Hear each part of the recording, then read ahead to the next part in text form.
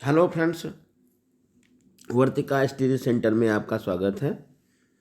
आज कक्षा 12 भौतिक विज्ञान में विकल्पी प्रश्न का अध्ययन करेंगे। सबसे पहला प्रश्न है, वैद्युत फ्लक्स का मात्रक है। तो वैद्युत फ्लक्स का मात्रक ये देखिए, पहला नंबर जो है न्यूटन प्रति कूलम में वैद्युत क्षेत्र की तीव्रता का मात्रक है, क्योंकि E बराबर F/Q0 फार्मूला पढ़ा है। और सेकंड ये जो सी नंबर है, वोल्ट प्रति मीटर, ये भी वैद्युत क्षेत्र की तीव्रता का मात्रक है। और ये जो डी नंबर है, ये न्यूटन मीटर प्रति कूलम है, ये वी यानी विभव का मात्रक है। तो इस तरह से तीन ये जो मात्रक ए सी और डी अलग अलग मात्रक है, लेकिन ये वोल्ट मीटर ये वैद्युत फ्लक्स का मात्रक है, इसलिए ऑप्शन सही होगा सेकंड। अगला प्रश्न है, दिए गए चित्र में एक्स वाई एक अनंत रेखीय वितरण है। बिंदु P तथा Q चित्र में दिखाया गया है। बिंदु P तथा Q पर वैद्युत क्षेत्र की तीव्रताओं का अनुपात बताइए। देखिए, ये x और y है, अनंत रेखीय वितरण है, और बिंदु P और Q पर वैद्युत क्षेत्र की तीव्रता का अनुपात बताइए। तो वैद्युत क्षेत्र की तीव्रता का अनुपात एक अनुपात होगा एक, क्योंकि ये एक्स वाई से बिंदु P ए दूरी पर है और एक्स वाई से बिंदु Q भी ए दूरी पर है, इसलिए ऑप्शन सही होगा फर्स्ट, 1:1। अगला प्रश्न है, एल भुजा के घन के केंद्र बिंदु पर एक Q आवेश रखा है। घन के एक तल से या एक पृष्ठ से निर्गत वैद्युत फ्लक्स बताइए। देखिए, गॉस की प्रमेय होती है φE = Q/ε0, लेकिन यहाँ पर एक घन के एक तल से गुजरने वाले वैद्युत फ्लक्स से पूछा है। तो घन में तल 6 होते हैं यहाँ, तो इसलिए 6 से डिवाइड हो जाएगा और आंसर आपका चला जाएगा Q/6ε0, यानी कि ऑप्शन सही होगा ये बी, Q/6ε0। अगला क्वेश्चन है, एक बंद पृष्ठ के भीतर n वैद्युत ध्रुव स्थित हैं। पृष्ठ से निर्गत कुल फ्लक्स कितना होगा।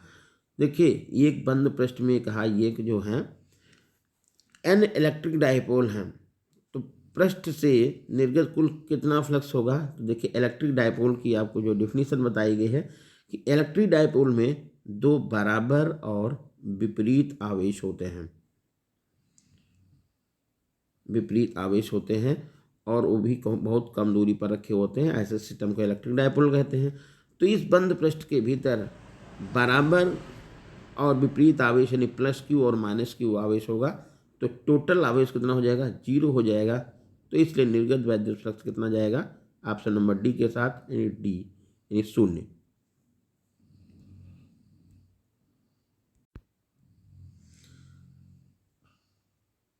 अगला प्रश्न है, आर त्रिज्या के खोखले गोले के केंद्र पर Q कूलम का आवेश रखा है। यदि गोले की त्रिज्या दुगनी कर दी जाए तथा आवेश का मान आधा कर दिया जाए, तो गोले के पृष्ठ पर कुल कितना वैद्युत फ्लक्स होगा। तो देखिए, यहाँ पर त्रिज्या को दूना किया गया है, तो जब त्रिज्या को दूना करेंगे तो वैद्युत क्षेत्र की तीव्रता फार्मूला बनेगा 1/4πε0Q/r², ये फार्मूला होता है। और आवेश को क्या कर दिया गया है, आवेश को आधा कर दिया गया है। तो वैद्युत फ्लक्स होता है फाई बराबर phi E = E × dA vector, ठीक है, या E × dA × cos थीटा। तो ई की वैल्यू लिख देंगे और डी ए का हो जाएगा गोले का 4πr²। इसको हल करेंगे तो इस तरह से ये ऑप्शन आपका सही होगा सी, Q/2ε0, Q/2ε0। अगला प्रश्न है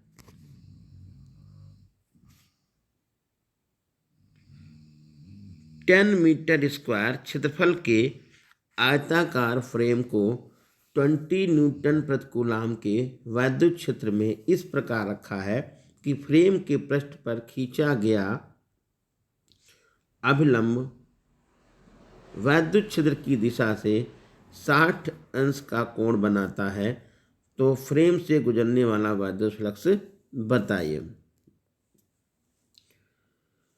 तो यहाँ पर फाई ई बराबर ई इंटू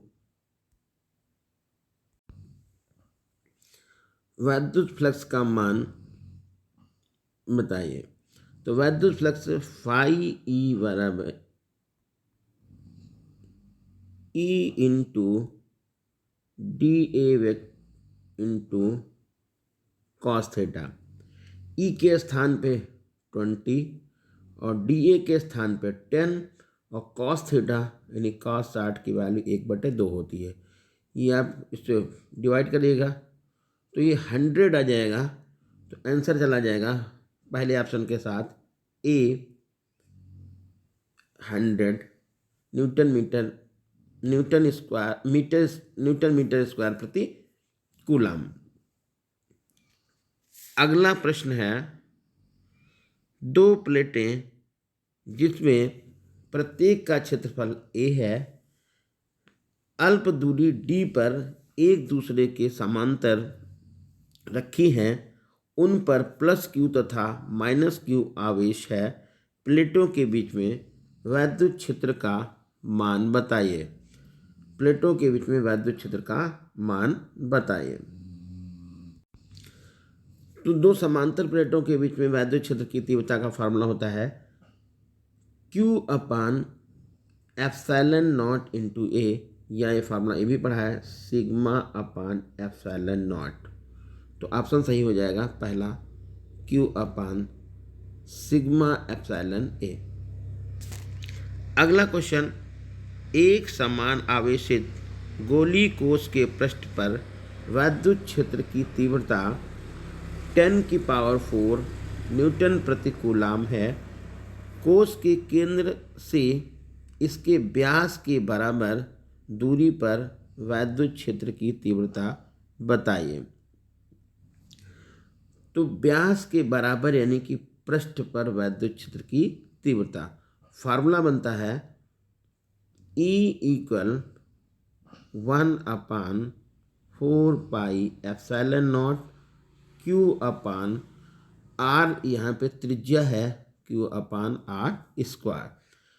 1/4πε0 का मान डाल देंगे 9 × 10⁹ और Q का मान लिख देंगे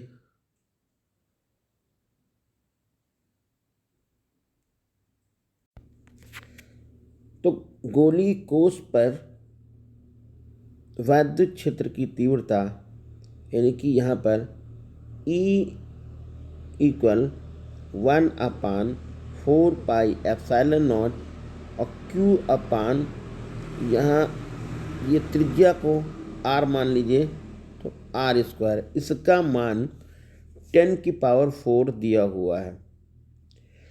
अब यहाँ पर दूरी को क्या कर दिया गया है, दूरी को किया गया है व्यास के बराबर, केंद्र से व्यास के बराबर। तो ये से गोली कोश है, ये यहाँ तक की त्रिज्या हो गई और इससे व्यास के बराबर आगे दूरी पर ले जाएंगे तो इसका मतलब त्रिज्या का डबल यानी कि यहाँ पर 2r का होल ऑफ स्क्वायर बन जाएगा। तो जब 2r का होल ऑफ स्क्वायर बनेगा यानी r के स्थान पे कितना हो जाएगा 2r का होल ऑफ स्क्वायर। तो जब इसको हल करेंगे तो आंसर आपको मिल जाएगा 2500 न्यूटन प्रति कूलाम। अगला है 2 सेंटीमीटर त्रिज्या के एक गोले पर 2 माइक्रो कूलाम का आवेश है। जबकि 5 सेंटीमीटर त्रिज्या के दूसरे गोले पर 5 माइक्रोकूलाम का आवेश है। गोलों के केंद्रों से 10 सेंटीमीटर की दूरी पर वैद्युत क्षेत्र की तीव्रता का अनुपात बताइए। तो दोनों के ये त्रिज्या दे रखी है गोले की, आवेश दिया हुआ है और त्रिज्या मालूम है और ये भी आवेश पता है। केंद्रों से 10 सेंटीमीटर की दूरी पर, तो केंद्रों से 10 सेंटीमीटर की दूरी पर दोनों का जो है गोले, ये एक गोला है, एक गोला ये है, इनके केंद्रों से 10 सेंटीमीटर की दूरी पर आपको वैद्युत क्षेत्र की तीव्रता का अनुपात बताना है। तो देखिए यहाँ पर गोले की त्रिज्या से कोई मतलब नहीं है, ना पहले गोले की त्रिज्या से मतलब है, ना दूसरे गोले की त्रिज्या से मतलब है, क्योंकि फार्मूला गोले के बाहर वैद्युत क्षेत्र की तीव्रता का फार्मूला बनता है E = 1/4πε0 Q/R²। तो R² दोनों के लिए तो सेम गया। यहाँ पर आवेश दोनों का अलग अलग है, एक पर आवेश है 2 माइक्रोकूलाम, दूसरे पर है 5 माइक्रोकूलाम। तो इनमें वैद्युत क्षेत्र की तीव्रता का अनुपात इसी आवेश के अनुपात में आ जाएगा 2:5, यानी ऑप्शन सही हो जाएगा बी। अगला है R1 R2 त्रिज्याओं के दो चालक गोलों के पृष्ठों पर आवेश के पृष्ठ घनत्व बराबर हैं, उनमें इनकी वैद्युत क्षेत्र की तीव्रता का अनुपात क्या होगा वो निकालना है।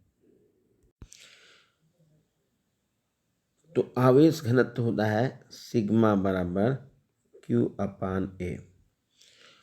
वैद्युत क्षेत्र की तीव्रता